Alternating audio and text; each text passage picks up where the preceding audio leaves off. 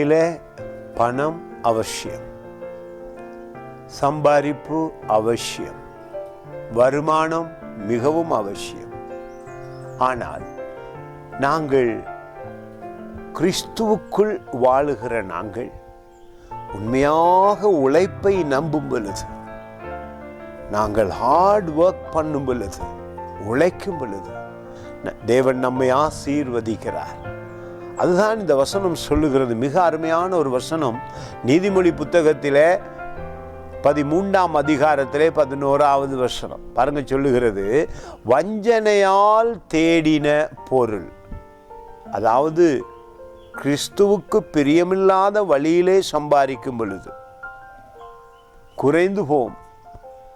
கைப்பாடாய் சேர்க்கிறவனோ விருத்தி அடைவான், உழைக்கிறவனோ விருத்தி அடைவான்.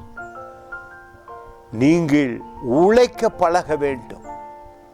தேவன் பல காரியங்களில் உங்களை ஆசீர்வதிக்கிறார். உங்கள் வருமானங்களை நிச்சயமாக தேவன் கொடுக்கும் ஞானத்தை பெற்று சோம்பல் இல்லாமல் உற்சாகமாக உழைக்கும் பொழுது, ஹார்ட் ஒர்க் பண்ணும் பொழுது, உங்கள் தேவன் கொடுத்த திறமையை நீங்கள் பயன்படுத்தும் பொழுது உங்கள் வருமானம் உயர ஆரம்பிக்கிறது.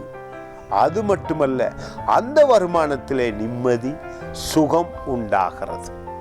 அநேகர் இலகுவான வழிகளிலே பணம் தேட ஆரம்பிக்கிறார்கள், முடிவிலே வேதனையிலே வாழ்கிறார்கள்.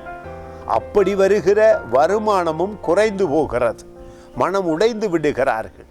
ஆனால் உங்கள் உழைப்பிலே நீங்கள் தேவனுக்கு பிரியமாக இருந்து உண்மையாய் தேடும் பொழுது ஆசீர்வாதமாய் மகிழ்ச்சியாய் இருப்பீர்கள். God bless you.